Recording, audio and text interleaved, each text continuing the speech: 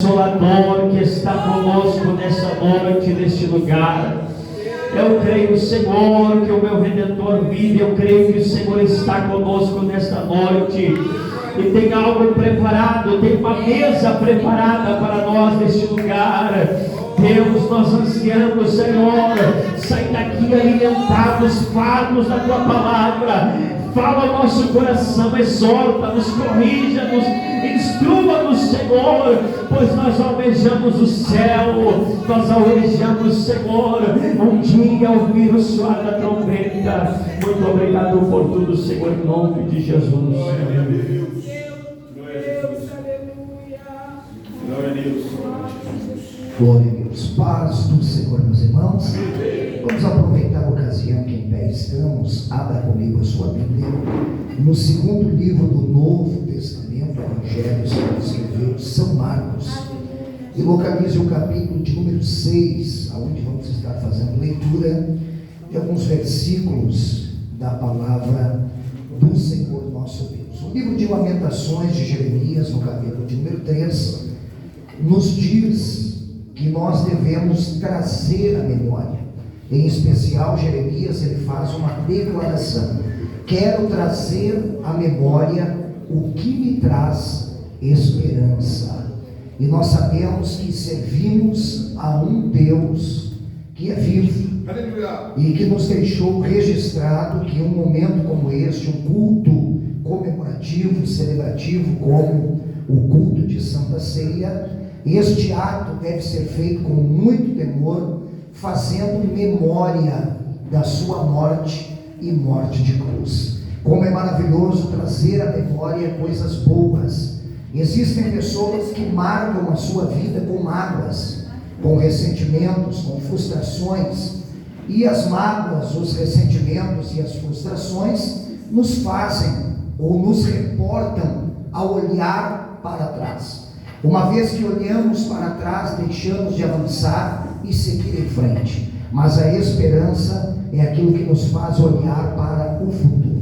E o profeta também vai dizer que há esperança para o nosso futuro. Se nós colocarmos a boca no pó, então haverá esperança. Agora, a fé é aquilo que nos mantém firmes, olhando para o futuro, mas não apenas olhando para o futuro, mas olhando firmemente para Jesus, autor e consumador da nossa fé. Um determinado escritor, ele chegou a mencionar em um dos seus livros de sua autoria, que a gratidão é a alma da nossa memória. Então, observe que toda pessoa com um sentimento de gratidão é uma pessoa que honra, é uma pessoa que respeita, é uma pessoa que reverencia, é uma pessoa que vai dar a quem de direito aquilo que lhe é devido. Então, nesta noite, vamos juntos ser gratos a Deus por esta ímpar, por esta grande oportunidade de estarmos participando do corpo e do sangue de Cristo. Amém, meus irmãos? Com grande alegria e gratidão a Deus é que nos reunimos aqui nesta noite de domingo, com nossos corações desejando não apenas adorar a Deus, ainda que a adoração é a nossa expressão e a nossa declaração a Deus. Porém, nesta noite nós vamos continuar adorando a Deus, mas vamos estar atentos àquilo que Deus deseja comunicar conosco. A adoração nos faz comunicar com Deus, e a palavra faz com que Deus se comunique conosco. Amém? Você pode dizer isso para alguém que está ao seu lado? A sua adoração faz você comunicar com Deus, mas a palavra de Deus faz Deus comunicar conosco.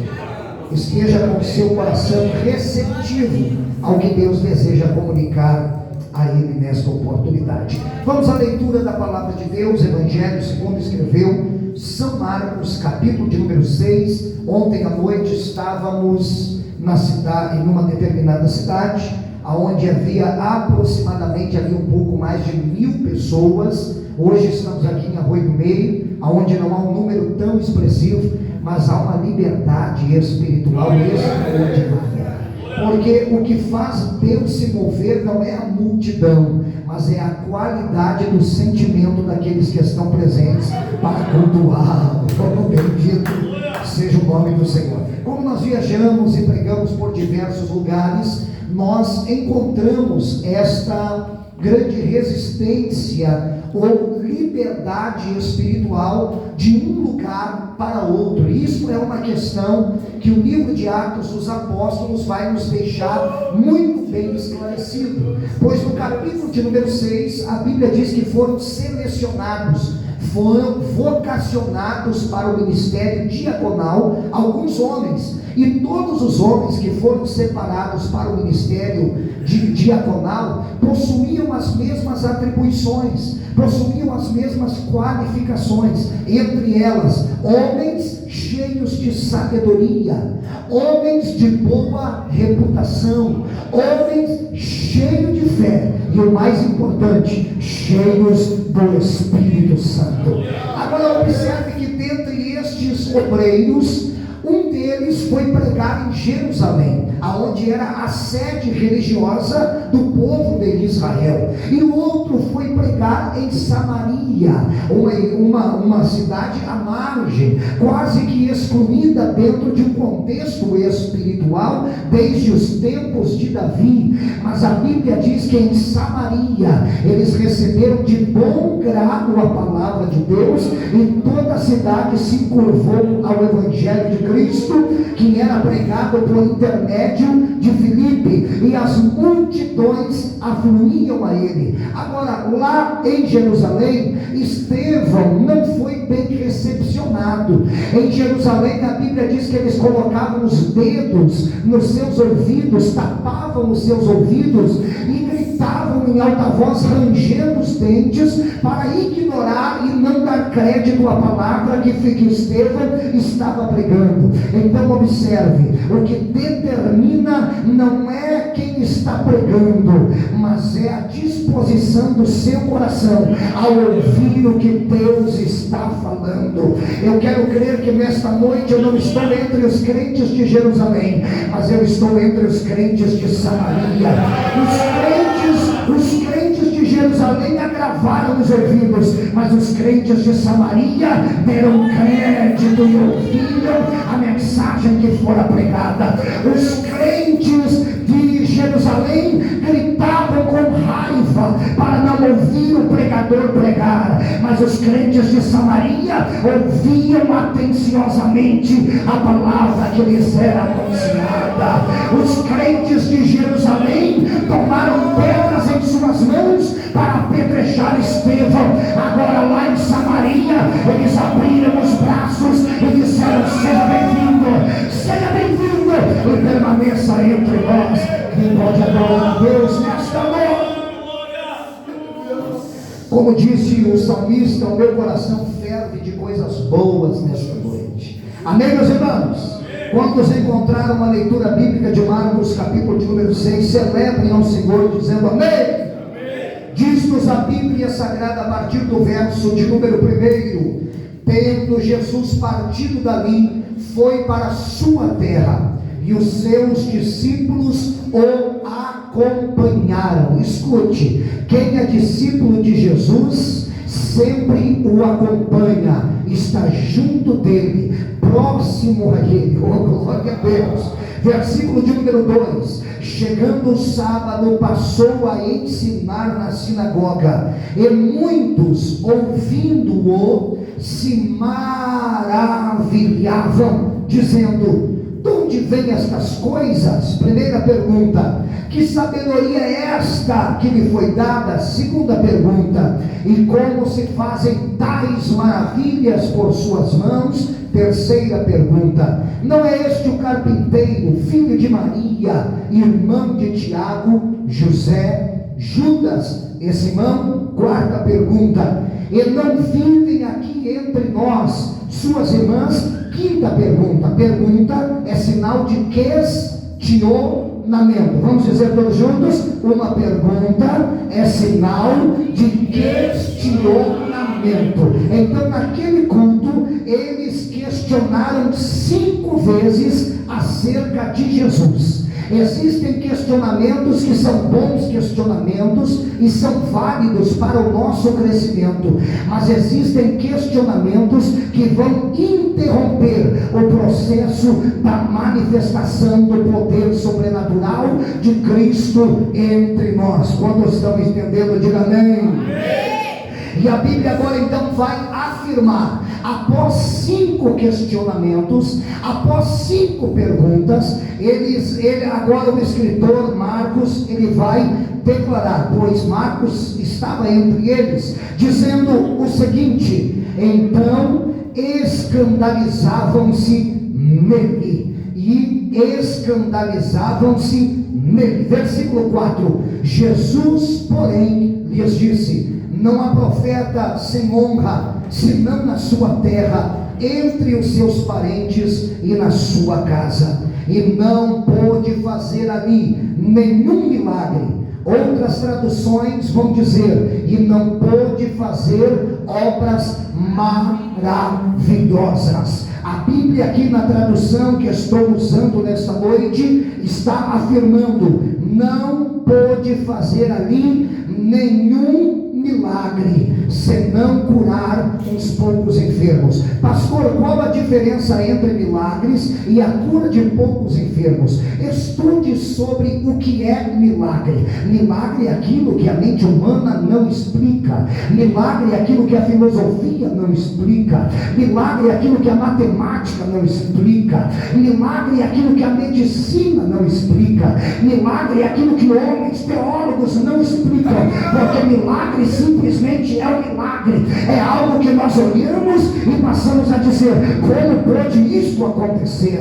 Então Jesus não pôde fazer ali nenhum milagre, mas ele curou alguns poucos enfermos. Aí a Bíblia vai continuar dizendo o seguinte: impondo-lhes as mãos, e admirou-se da incredulidade deles. Todos juntos: e admirou-se da incredulidade deles. Quem admirou-se da incredulidade deles? O próprio Senhor Jesus admirou-se da incredulidade deles. Contudo, percorria as aldeias circunvizinhas a ensinar.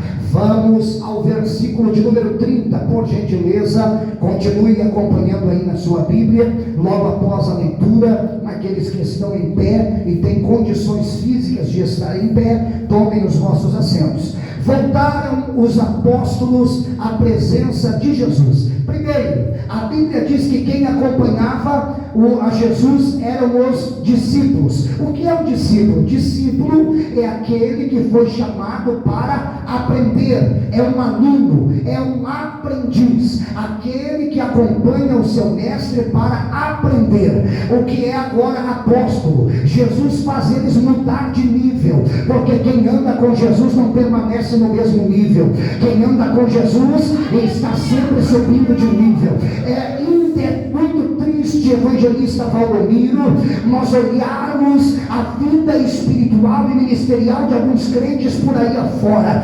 Vem anos, passam-se anos e não há nenhum crescimento. Eles estão sempre no mesmo nível. Mas aqueles que decidem acompanhar Jesus, está próximo de Jesus, junto de Jesus, começa a subir de nível. Agora Jesus vai dizer: vocês não são apenas discípulos, porque como discípulos vocês aprenderam, como aprendizes vocês estiveram atentos aos meus ensinamentos. Agora eu vos chamo de apóstolos, e apóstolo significa enviado para executar uma missão. Que coisa extraordinária! Nesta noite é o que a palavra de Deus está nos dizendo. Voltaram os apóstolos à presença de Jesus e lhe relataram tudo quanto haviam feito e ensinado. Primeiro o discípulo aprende, agora o apóstolo ensina. Quando você está no primeiro nível, você ouve. Quando você sobe de nível, você começa a falar. Eu estou sentindo a graça de Deus aqui nesta noite, mas é só a leitura da palavra. Daqui a pouquinho eu começo a pregar. É só para não perdermos algumas pérolas de uma revelação extraordinária da leitura bíblica do capítulo 6 do Evangelho de Marcos. Diz-nos ainda a Bíblia Sagrada: e ele lhes disse: vinde repousar um pouco à parte num lugar deserto, porque eles não tinham tempo para comer, visto serem numerosos os que iam e vinham. Então foram sós num barco para um lugar solitário. Oh, bendito é o nome do Senhor. Normalmente quem gosta de estar meio solitário é quem está em processo de decadência e depressão. Aleluia. Elias desejou caminhar caminho de um dia para o deserto para ficar solitário. Depois ficou trancado dentro de uma caverna para ficar solitário. Agora, com Jesus conosco, você nunca está solitário. Com Jesus conosco, você nunca está só. Você pode estar desprovido de uma companhia humana, mas você está bem acompanhado, pois a Trindade está com você, o Pai está com você, o Filho está com você, o Espírito Santo está com você. E para os solitários na fé, Jesus disse: olha, eu tenho um mandamento para buscar, e se vocês guardarem os meus mandamentos, eu lhes dou uma promessa: eis que estarei convosco todos os dias até a consumação do século. Não importa o ambiente, Ele está com você. Não importa o lugar, Ele está com você. Seja no deserto, seja no vale, seja no monte, seja na caverna, seja no trabalho, seja em casa, seja no templo, Ele está com você. Amém, meus irmãos? À medida que eu vou me recuperando da saúde, a gente vai ficando mais animado e revigorado outra vez. Diz-nos a Bíblia Sagrada ainda: então foram sós num barco para um lugar solitário, porém muitos os viram partir e, reconhecendo-o, correram para lá. Eles não foram caminhando, não, eles correram. Quando identificaram que era Jesus, correram para lá, e correram a pé de todas as cidades e chegaram antes dele. Que coisa extraordinária! A ansiedade é aquilo que antecipa-se. Agora, no nosso relacionamento com Deus, essa é uma boa ansiedade. É aquilo que gera em você o desejo que algo aconteça antecipadamente. E a Bíblia diz que eles se anteciparam. Normalmente aonde Jesus chegava, irmãos, normalmente aonde Jesus chegava, ninguém estava o esperando. Mas a partir do Evangelho de Marcos, as narrativas bíblicas começam a dizer: Jesus chegando lá, havia uma grande multidão que o aguardava, havia uma grande multidão que o esperava. Eles se anteciparam a Jesus e chegaram antes deles. Ao desembarcar, Jesus viu uma grande multidão, não eram poucos, e compadeceu-se deles, porém eram como ovelhas que não têm pastor, e passou a ensinar-lhes muitas coisas. Em declinando a tarde, vieram os discípulos a Jesus e lhe disseram: é deserto este lugar, e já é avançada a hora. Despede-os, para que, passando pelos campos ao redor e pelas aldeias circunvizinhas, comprem para si o que comer. Vamos dizer todos juntos: comprem para si o que comer. Quem está dizendo isto não é Jesus. Quem está dizendo isto é um dos discípulos que Lucas vai declarar, dizendo que era Pedro. Pedro está dizendo isto: para que comprem para si o que comer. Porém ele lhes respondeu: dai-lhes vós mesmos de comer. Disseram-lhe: iremos comprar 200 denários de pão para lhes dar de comer? E ele lhes disse: quantos pães tendes? E de ver.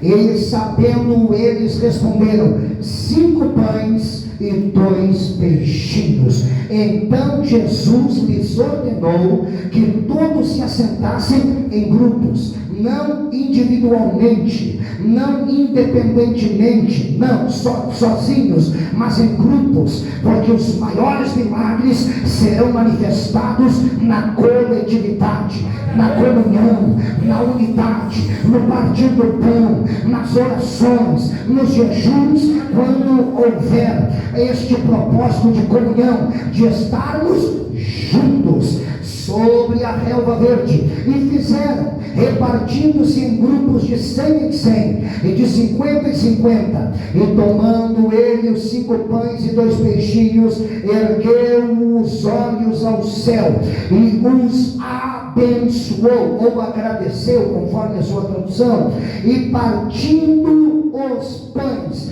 deu aos discípulos para que os distribuíssem, e para todos repartiu também os 2 peixes. Todos comeram e se fartaram. Todos juntos? Todos comeram e se fartaram. Outra vez, todos comeram e se fartaram. Terceira e última vez, todos comeram e se fartaram. E ainda sobejou 12 cestos cheios de pedaços de pão e de peixe. E os que comeram dos pães eram 5.000 homens. Capítulo 8 ainda do Evangelho de Marcos, apenas o verso de número 1, 2 e 3, e os irmãos já podem tomar os vossos assentos. Naqueles dias, quando outra vez se reuniu grande multidão, e não tendo eles o que comer, chamou Jesus os discípulos e lhes disse: tenham compaixão desta gente, porque há 3 dias, quantos dias? Quantos dias? Há 3 dias que permanecem comigo e não tenho o que comer. E se eu os despedir para suas casas em jejum, certamente pelo caminho desfalecerão. E alguns deles vieram de longe. Quem pode dar glória a Deus?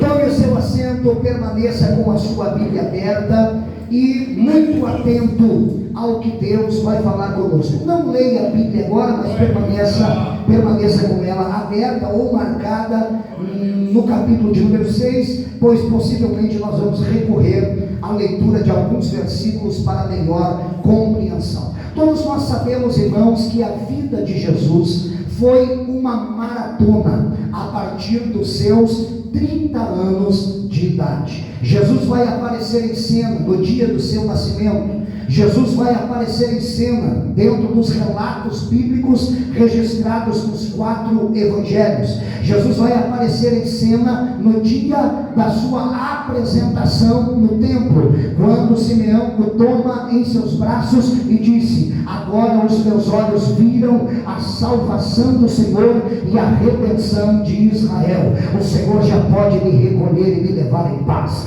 A terceira vez que Jesus vai aparecer em cena nos relatos bíblicos é quando ele está com 12 anos de idade, e ele vai estar no templo ensinando, e após 3 dias de caminhada, deram-se por conta que o menino Jesus não estava entre eles. Ao retornarem para o lugar da adoração, que era Jerusalém, encontram Jesus no templo ensinando. Há um período de tempo obscuro entre os 12 e 30 anos de idade, mas aos 30 anos de idade, Jesus vai aparecer às margens do Rio Jordão, aonde João, chamado o Batista, que era seu primo, filho de sua tia Isabel, eles já tinham uma conexão espiritual antes de vir a este mundo. No ventre de suas mães, eles já eram cheios do Espírito Santo.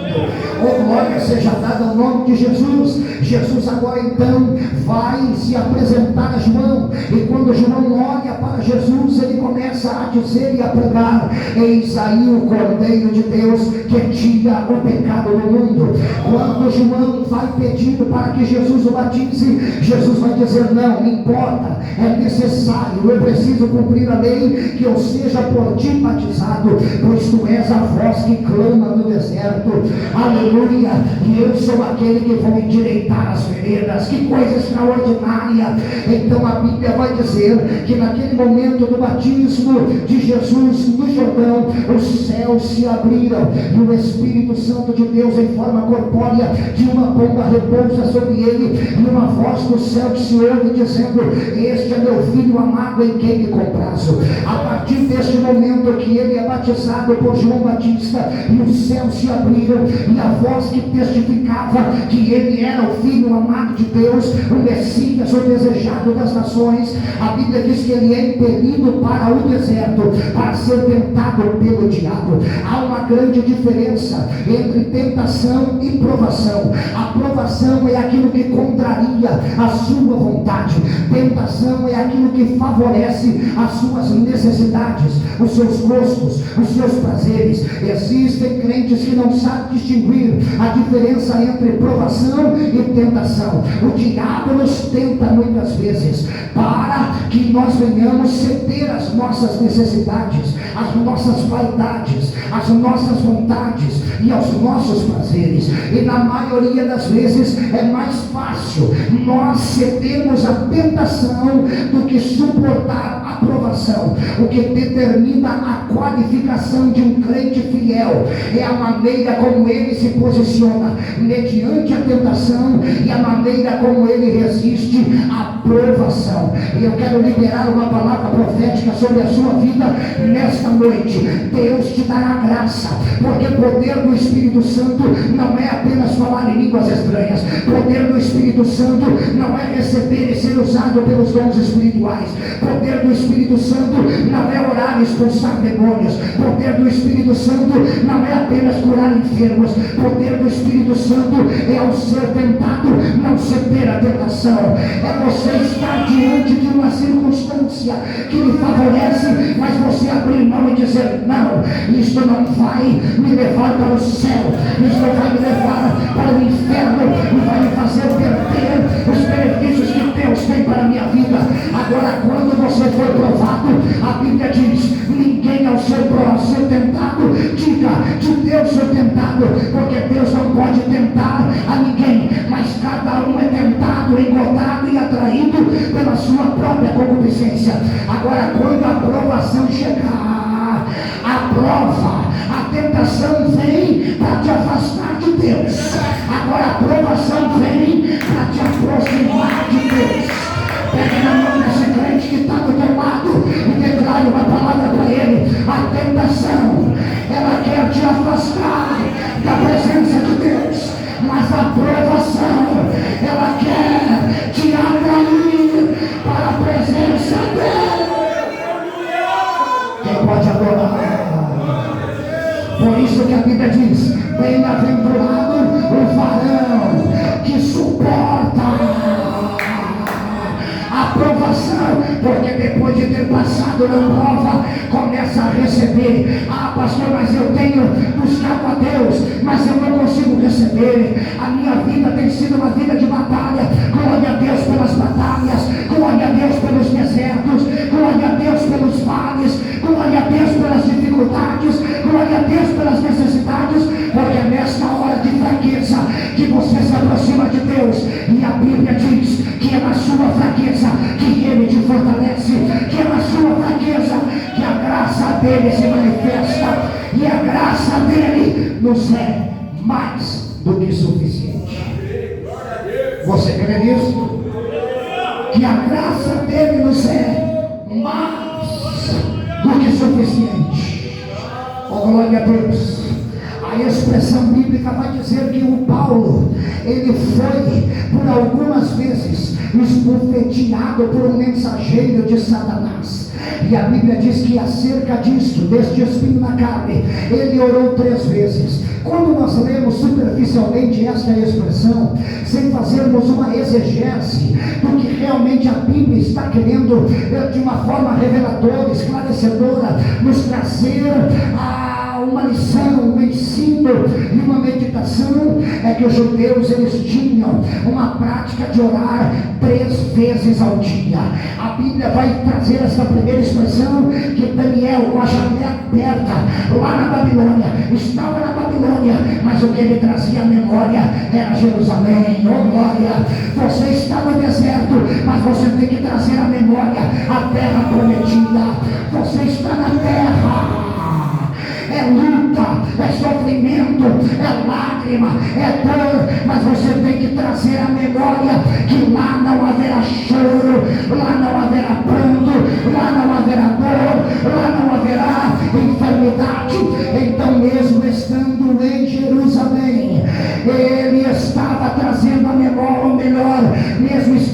Babilônia, o que Daniel fazia era trazer à memória Jerusalém. Ele estava cativo na Babilônia, mas ele se sentia livre, como se estivesse em Jerusalém. Nós estamos na terra, mas neste culto eu já me sinto como se eu estivesse no céu. Nós estamos na terra, nós precisamos nos sentir como alguém que não é da terra, porque da terra não somos apenas peregrinos, somos apenas forasteiros. O seu lugar não é a terra, o nosso lugar é o céu. Levante as suas mãos para alguns momentos, feche os teus olhos e comece a trazer à memória aquilo que é de cima, aquilo que é eterno, aquilo que é de real valor. Então nisso pensar, é necessário trazer à memória o que nos traz esperança.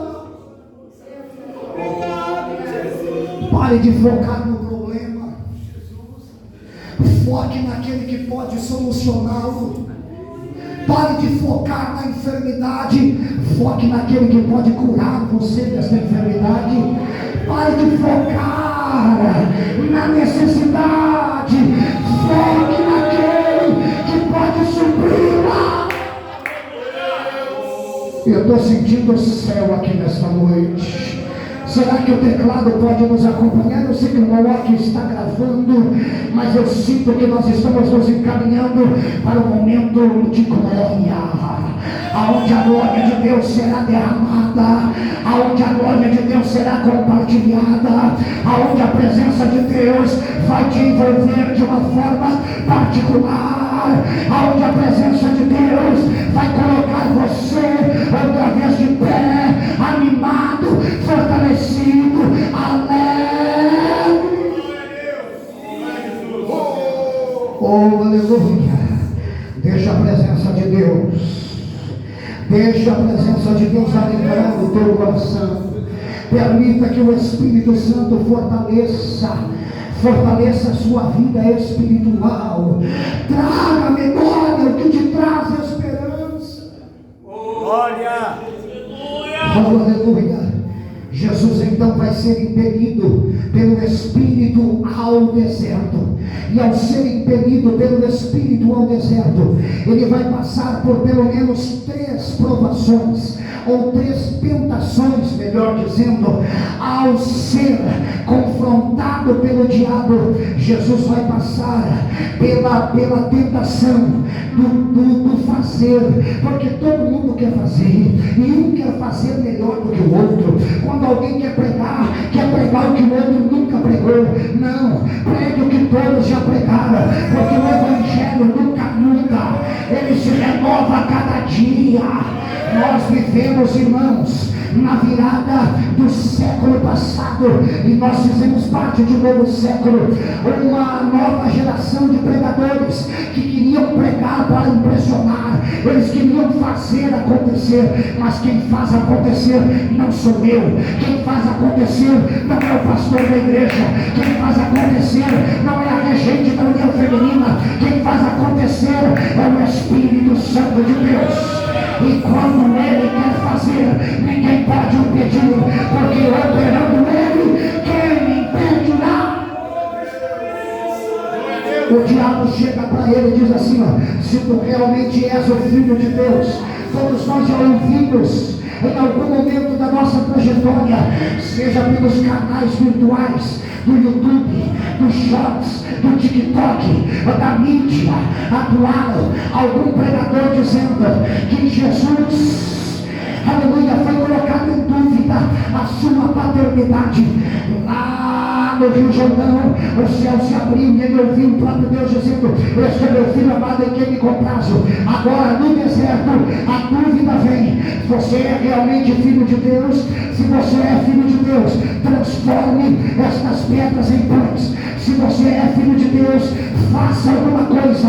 Aí, irmãos, Quando você entra no jogo de querer mostrar alguma coisa e fazer alguma coisa porque alguém te afrontou, você entra em decadência.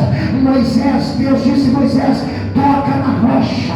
O que é que Moisés fez? Quando o povo começou a pressionar ele, ele disse: eu vou mostrar para vocês que Deus é comigo. E ele feriu a rocha. Quando ele feriu a rocha, o milagre aconteceu. O povo viu que ele era profeta, mas os céus o rejeitaram. Você não precisa provar nada para ninguém. Você não precisa provar nada para ninguém. Os céus te conhecem. Os céus testificam que você é filho de Deus. Você não precisa provar para o diabo que você é filho de Deus, porque os céus já testificaram que por intermédio do sangue de Jesus uma nova aliança se fez. Eu estou sentindo o céu aqui.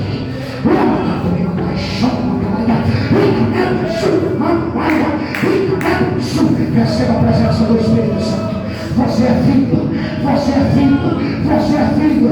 Você não precisa provar nada. Ele já provou, ele já provou. Ele morreu no seu lugar, ele derramou sangue no seu lugar. Os seus pecados já foram perdoados.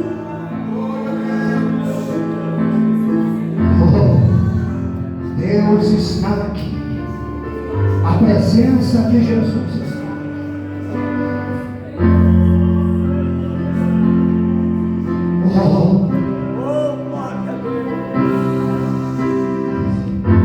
A segunda tentação que Satanás vai submeter a Jesus é a tentação do ser. A terceira será a tentação do ter, porque todo mundo quer fazer para mostrar que sabe fazer. Tem gente que quer pregar para mostrar que sabe pregar. Algumas pessoas me perguntam: meu irmão, você sabe pregar? Eu digo: olha, enquanto eu estiver nessa terra ainda estou aprendendo. Oh, aleluia. Você sabe tocar? Enquanto estiver nessa terra ainda estou aprendendo a tocar. Você sabe cantar? Enquanto estiver nessa terra ainda estou aprendendo, porque perfeição não há na terra, perfeição só haverá no céu. Perfeição só haverá no céu. Aqui na terra nós conhecemos em parte, mas quando chegarmos lá, o conheceremos face a face. E a Bíblia então vai dizer que Jesus vai vencer o diabo nestas tentações. A tentação do fazer, a tentação do ser e a tentação do ter. E então agora, quando ele deixa o deserto, após se alimentar e ser servido pelos anjos, que coisa maravilhosa, que expressão mais linda é esta. Quando ele vence o diabo no deserto, o diabo se retirou, o diabo se afastou. Oh, aleluia, porque quando você vence uma tentação, você está vencendo o próprio diabo. Quando você vence a tentação, você está vencendo o próprio pecado. Quando você vence a tentação, você está vencendo a própria morte espiritual. Quando você vence a tentação, você está dizendo: Deus é verdadeiro, Deus é fiel, Deus é justo, e eu sou servo dele, eu sou filho dele, eu fui comprado pelo sangue dele.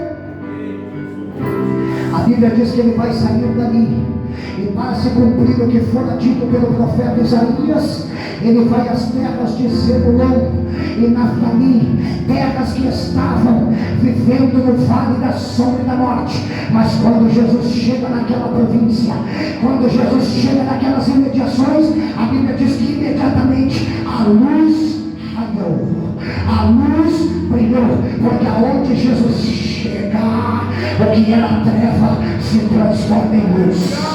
Aonde Jesus chega, o que era maldição se transforma em bênção. Aonde Jesus chega e havia guerra, ele instaura a paz. Aonde Jesus chega e há o caos, ele instaura a ordem. Aonde Jesus chega e estão profanando, ele implanta a santidade. Quem pode adorar? E Jesus nos delega Vós sois a luz do mundo. Então aonde você chegar, precisa acontecer a mesma coisa que acontecia aonde eu chegava. Aonde eu chegava, os enfermos eram curados. Aonde eu chegava, os cegos vinham. Aonde eu chegava, os paralíticos saltavam. Aonde eu chegava, o mundo falava. Aonde eu chegava, o surdo ouvia. Ei, se você acompanha Jesus, aonde ele chega, você chega também. Mas em contrapartida, se você serve a ele, aonde você chega, ele chega com você. Ele está com você, porque ele é seu companheiro, ele é o seu amigo fiel, ele é o Cristo inseparável. Que coisa extraordinária, que coisa maravilhosa. É por isso que Salomão vai dizer em Provérbios 4:18: a vereda dos justos é como a luz da aurora, que vai brilhando cada dia mais, cada vez mais, até chegar a ser o dia perfeito. Oh, aleluia! É um processo de aperfeiçoamento, mas a cada dia a sua luz tem que resplandecer. Agora tem pessoas que a sua luz deixou de resplandecer, ou já não está mais resplandecente como deveria estar. Aí entra o profeta Isaías no capítulo 60 dizendo: então levanta-te e vamos voltar a resplandecer, porque a glória do Senhor vai nascendo sobre ti. Oh, glória a Deus, oh, glória a Jesus. Agora, irmãos, escute, e eu me encaminho para o final desta introdução e mensagem. Em outra oportunidade concluímos, porque eu estou com vontade de pregar, mas infelizmente já tem gente com vontade de ir embora. Já tem gente ficando nervoso no banco e olhando para o relógio. Então deixa eu me educar, deixe-me disciplinar aqui e pregar rapidamente a finalização desta introdução e pelo menos 2 tópicos desta mensagem. Escute que eu vou lhe falar. Ei, 18 anos Jesus fica na obscuridade, não se ouve falar nada acerca dele. Agora, aonde ele estava? Em Nazaré. Aonde ele permaneceu? Em Nazaré. Aonde era a carpintaria? Em Nazaré. Aonde era a casa do seu pai? Em Nazaré. Quando ele completa 30 anos, ele deixa Nazaré. Ele deixa Nazaré. Ei, você não vai morrer no mesmo lugar. Não. Tem horas que Deus te tira, mas daqui um pouco ele te traz de volta. Quem sabe você veio para o Brasil para se refugiar de crises no Haiti, mas você não sabe amanhã. Ele pode estar te preparando para quando você voltar brilhando, voltar resplandecendo, voltar próspero.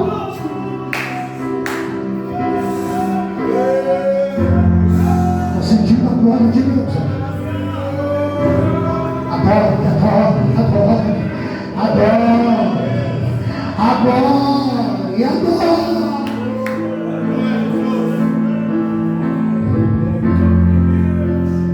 Jesus, ele começa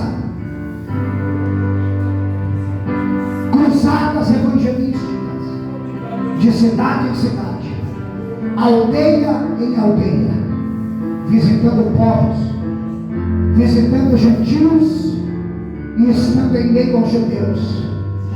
A Bíblia não nos faz precisar o tempo que Jesus permanece fora de Nazaré, mas a Bíblia nos aponta a última vez que Jesus vai estar em Nazaré. E agora ele não retorna para Nazaré como filho de José, ele retorna para Nazaré como desejado das nações. Ele não volta para Nazaré como filho da irmã Maria, ele volta para Nazaré como filho de Deus, como enviado de Deus, como profeta das nações.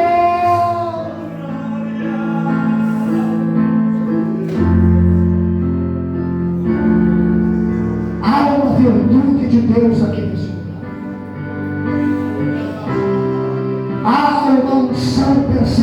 terrível que inunda as nossas almas nesta noite, que nos prende no espírito a entendermos que o que faz com que os céus se manifestam é a disposição que você tem para ser um instrumento nas mãos dele.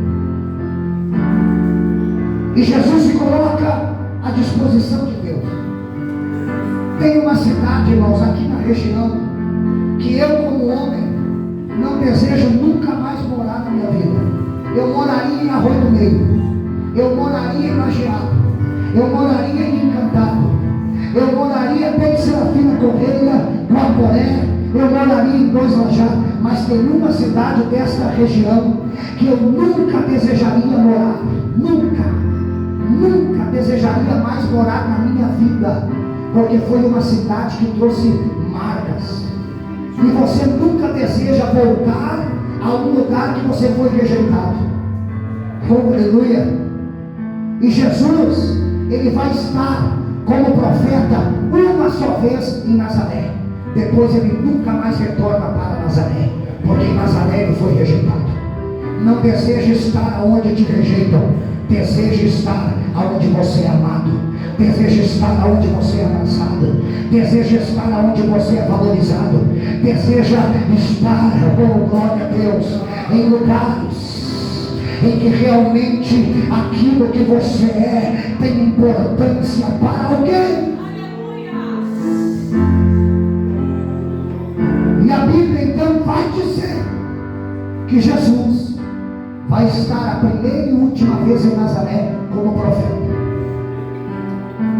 E a experiência começou boa, porque a Bíblia não identifica Jesus voltando para Nazaré para visitar papai José. A Bíblia não identifica Jesus voltando para Nazaré para ver a mamãe Maria, para ver os seus irmãos, sua irmã. Não. Jesus, quando chega em Nazaré, ele chega no dia de sábado dizendo: o meu compromisso, aleluia, é com aquilo que é do papai do céu. O meu compromisso é com aquilo que é do papai do céu. Eu vou para a sinagoga adorar. Eu vou para a sinagoga adorar. Quando Jesus chega em Nazaré, a fama dele já havia chegado antes dele. Ei, eu sei que tem irmãos aqui inteligentes, estudiosos da Bíblia, e a minha pretensão não é colocar dúvida naquilo que você nunca ouviu, porque não existe dúvida do que você nunca ouviu. Mas eu estava estudando essa palavra e me veio ao coração uma palavra, uma revelação. Primeiro, o nome Jesus era um nome muito conhecido naquela época. Só que eu creio piamente que em Nazaré Jesus não era conhecido como Jesus, ele era conhecido como Emanuel. Oh, aleluia!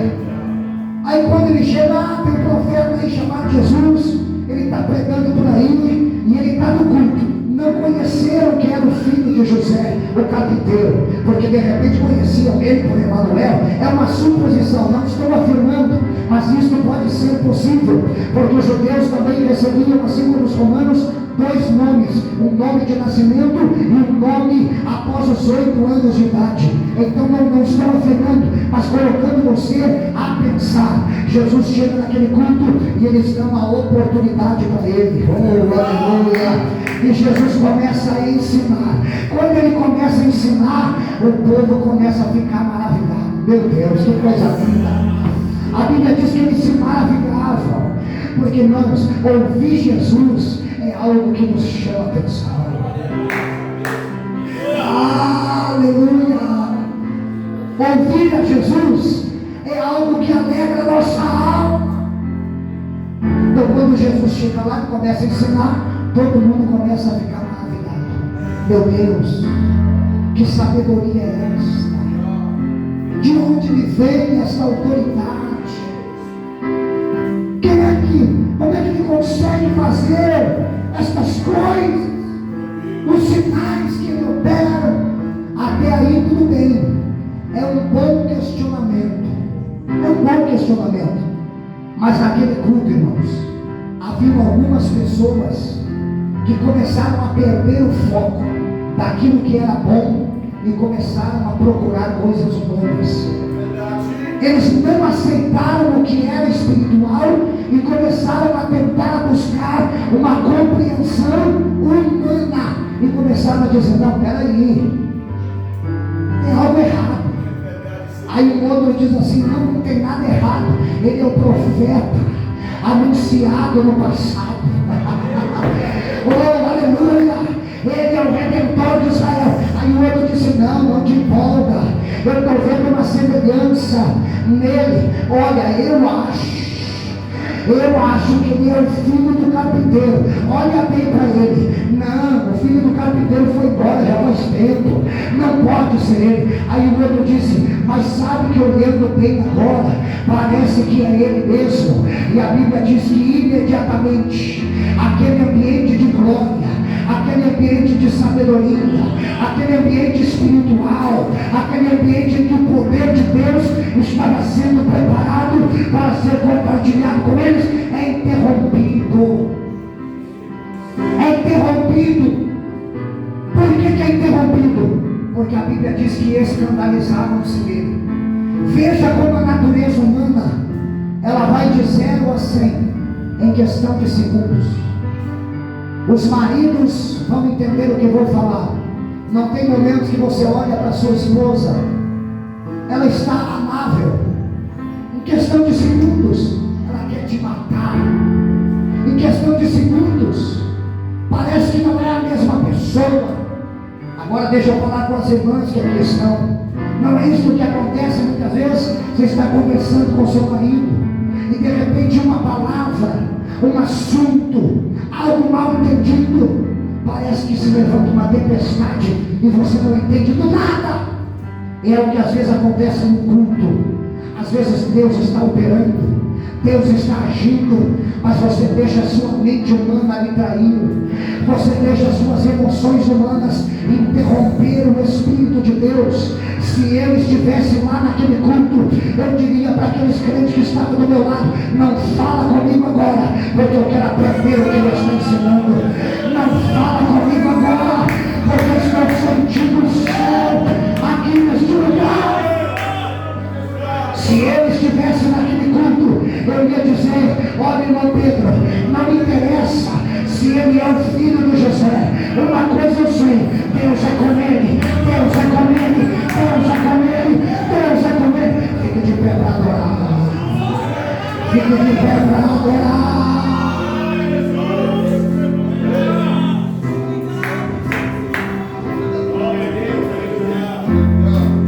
O principal inimigo da operação e da manifestação do poder de Deus no meio da igreja são as nossas conversações.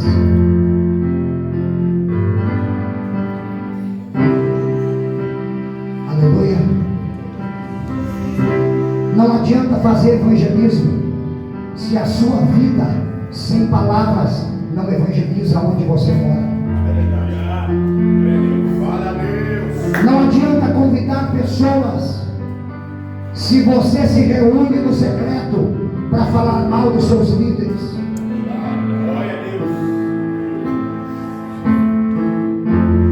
Porque quando você age desta forma, você interrompe a manifestação de Deus. E você não interrompe algo pequeno, não. Você interrompe algo grande. Porque a Bíblia diz que Jesus não pôde fazer ali nenhum milagre. E milagre é algo grande. Milagre é algo sobrenatural. E tem gente se contentando com coisas pequenas. Tem gente se contentando com pouco. Mas no dia que nós estivermos falando a mesma linguagem, o que Deus fará entre nós será algo grande. Nós nos alegramos quando vem um visitante no culto. Agora você já imaginou 10, 15, 20 visitantes no culto? Quem pode dar glória a Deus? A gente se alegra porque Porque quando chega uma irmã com dor de cabeça, a gente ora por ela e depois ela testemunha: irmãos, eu cheguei no culto com dor de cabeça, e nós oraram por mim, a dor de cabeça foi embora. Agora imagina quando entrar um paralítico e a igreja estiver no mesmo propósito, e Jesus dizer assim: ó, eu estou decidido a operar milagres no meio de vós. Aleluia. Aí a Bíblia vai dizer, e eu finalizo aqui. Na verdade eu ia começar aqui, mas eu vou finalizar. Aí a Bíblia diz assim, ó, que Jesus admirou-se da incredulidade deles. Eu já havia visto Jesus se admirar da fé do centurião, da fé da mulher cananeia, né? Que Jesus disse: ô mulher, nem em Israel eu vi fé como essa. Você é cananeia, você é gentílica, mas nem em Israel eu vi uma fé como a sua. O centurião, a mesma coisa. A mesma coisa. Jesus vai dizer para ele: homem, a tua fé é grande, a tua fé é extraordinária, eu estou admirado da sua atitude. Agora, irmãos, uma coisa é Jesus se admirar de você de maneira positiva, outra coisa é Jesus se admirar de você de forma negativa.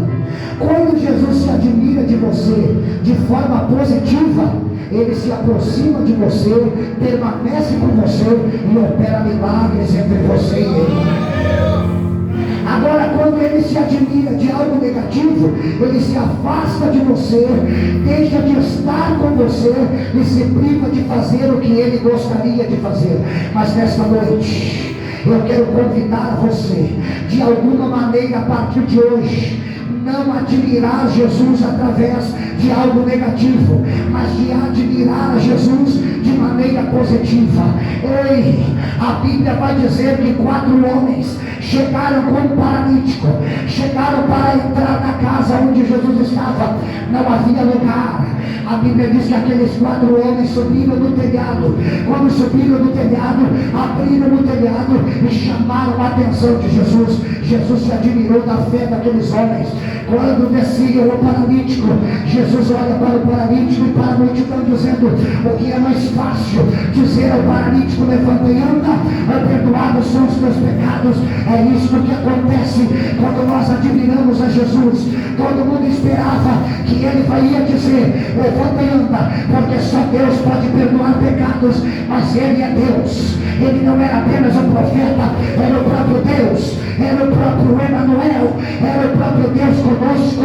Ele estava no meio daquela multidão. E então Jesus olha para aquele paralítico e diz: olha, os teus amigos me fizeram ficar admirados com a fé, com a disposição e com a iniciativa deles. E é por causa disso que a ti eu te digo: levanta-te e anda, e perdoados são os teus pecados. Escute, Jesus quer chamar a sua atenção, sendo que na verdade Ele não precisaria de nada, pois a sua própria palavra já é uma advertência para estarmos voltados para Ele.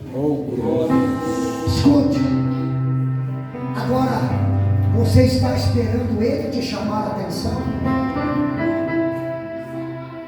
Quando Jesus chama a sua atenção, é que você já está mal, meu filho. E sabe como é que Jesus chama a nossa atenção? Enfermidade, porta de emprego fechada, crise no casamento, céu fechado que você não consegue orar. Aí Ele cria uma situação dizendo: meu filho, olha para cima, lembra de mim, se aproxima, estou com saudade de você. Agora, eu aprendi uma coisa desde muito cedo, há 26 anos servindo a Jesus. Na primeira semana de fé que eu me converti ao Senhor, eu aprendi que eu não devo esperar Ele me chamar a atenção, eu preciso me antecipar e chamar a atenção dEle. Jesus sabia que aquela mulher do fluxo de sangue estava no meio da multidão. Ele sabia ou não sabia? Sabia ou não sabia? Ele era Deus, ele era onisciente, ele era onipotente, ele era onipresente, ao mesmo tempo que era homem e profeta. Escute, ele sabia, mas ele esperou a mulher tocar nele e se manifestar dizendo: eu preciso de um milagre. Tem um hino muito antigo que diz: mestre, eu preciso de um milagre. Eu não vou cantar, mas quiser cantar, canta. Escute, Jesus sabia que a filha de Jairo estava enferma, sabia ou não sabia? Mas Jesus esperou Jairo se prostrar aos pés dele para ir até a casa de Jairo. Eu estou sentindo o céu aqui. Deixa eu provar para você que quando você toma a iniciativa, você não surpreende a Jesus, mas você leva ele para dentro da sua casa. Você crê nisso? Nós nunca vamos surpreender a Jesus, porque ele sabe de tudo. Mas quando ele identifica o seu desejo de surpreendê-lo, ele já está te aguardando, ele já está te esperando, ele já está com a mão estendida. Pastor, o senhor pode provar isso? É claro que posso.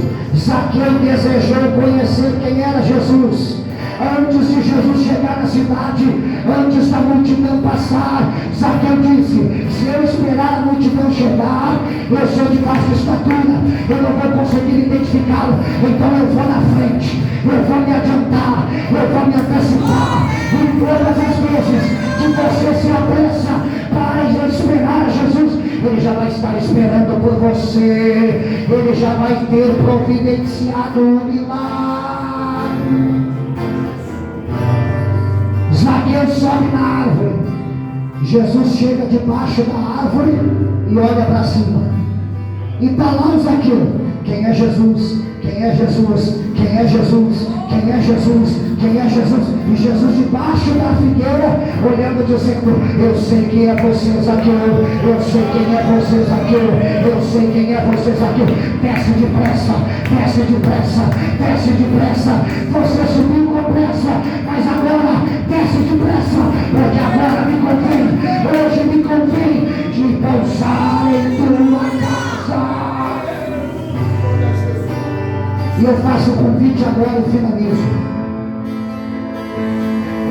Nós nos apressamos para aquilo que poderíamos nos demorar, e nos demoramos para aquilo que deveríamos nos apressar. Então, nesta noite, se você está ouvindo a voz de Deus falar com você, e até hoje você tem deixado que Jesus lhe chame a atenção, que Jesus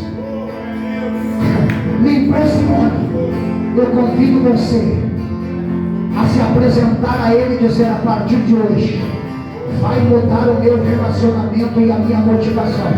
A partir de hoje eu não vou esperar Ele me impressionar. A partir de hoje eu quero impressionar Ele. A partir de hoje eu vou me apressar para impressioná-lo, para estar junto dele, para conhecê-lo, para aprender com ele.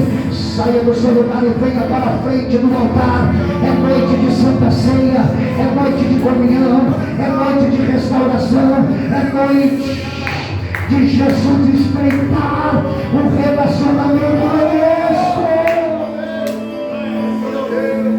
Você que deseja se apressar para impressionar Jesus, ao invés de esperar para que Ele venha te impressionar, saia do seu lugar como Zaqueu saiu, e venha apressadamente dizendo: